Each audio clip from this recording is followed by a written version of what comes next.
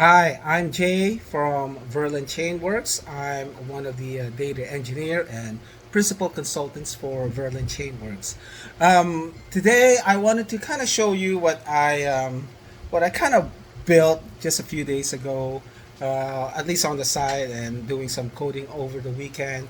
And I thought, because I've been diving into the data analytics and trying to learn the machine learning stuff and being able to combine Web3, and I'm sure everybody has already done this, but what I wanted to show you is kind of what I wanted to share what I kind of built. So um, first, I had to kind of look at, well, how can I combine in regards to crypto and machine learning. And I thought, okay, well, the first thing really is I need data, right? So my previous post was about creating data. Well, in this case, it probably won't work. So if you could see behind, you should be able to see behind the code, the Visual Studio Code behind me. I have a Python extract that I use CoinGecko API, which was actually pretty cool. I ran into it. It was free API. You didn't have to create a API developer. You just have to read the document so that you don't run extracts every second, every minute. You don't want to do that. So you want to be careful. So what I did was I created an extract for Solana and Ethereum, just out of curiosity.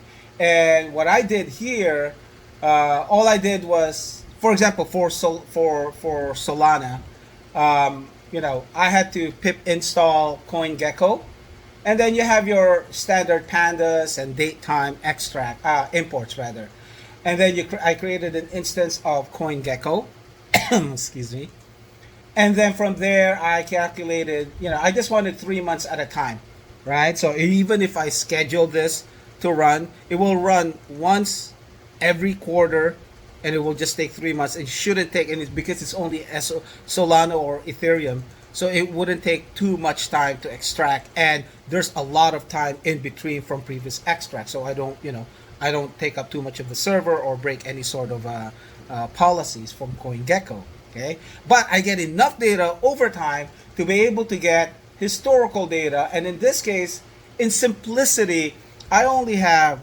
the date and the price for that day and for that month, for that year.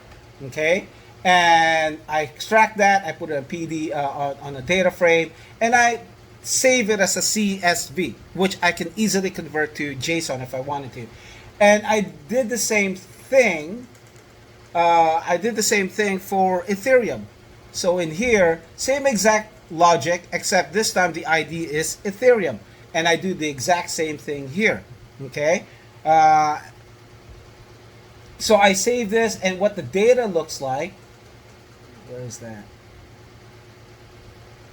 For SOL, for Solana, is basically the date and the price. The same with Ether, the date and the price. So nothing very different.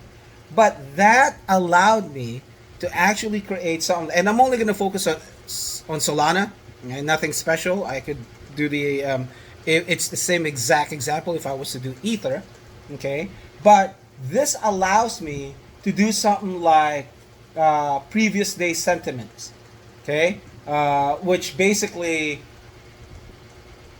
I'm going to plot this using Solana, using Seaborn, and after I extract this, after I get the data for the PDF, what I do is I you know I calculate the price difference based on the data that I've gathered, and then determine the sentiment of it. I calculate it using the price change lambda, uh, the lambda functions here, and then I go ahead and drop that into my data frame, index it, and then I plot it. So what this would look like based on the Solana data would be, if I was to do Python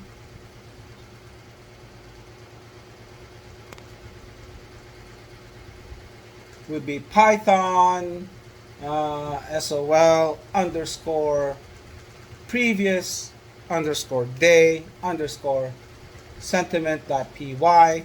And I have dual screen, so it usually appears on my other screen, the graph, so I'm going to drag it over after this runs. And I don't think I printed out the result on console. Did I? No, I did not. But the sentiment of neutral, of SOL, frequency traded, negative sentiment, and positive. So there's a lot of positivity based on all 3 months. Okay, I can also run this. I should be changing this so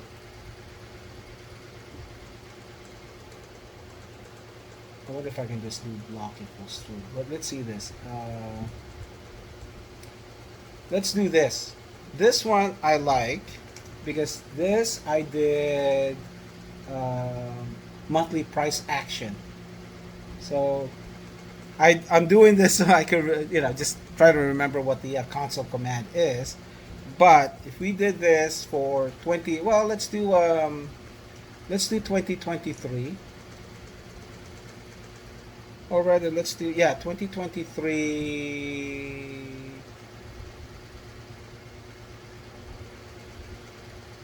Okay. Let's run this. These are the price movements for it looks like what, September of 2023, and it's a candlestick chart. It was pretty easy. Okay, I really like this. We could even do monthly price action. We do monthly price action here. Oh, we did already. Okay, let's do this one. This one I tried to do some sort of linear regression. It's not really real because there are some data that I'm not sure. I have to still really look at this, but I think this works well. So if you do Python SOL underscore price underscore prediction.py, but I can assure you the data I'm pulling is from CoinGecko, so it's pretty live, so that's real data. But this is the linear regression prices of SOL based on predicted price, and the actual price is actually below, and then you have some that's in 2023 to about where we're at right now upon this post, is that we are looking at it upon the prediction, it's actually above the predicted price.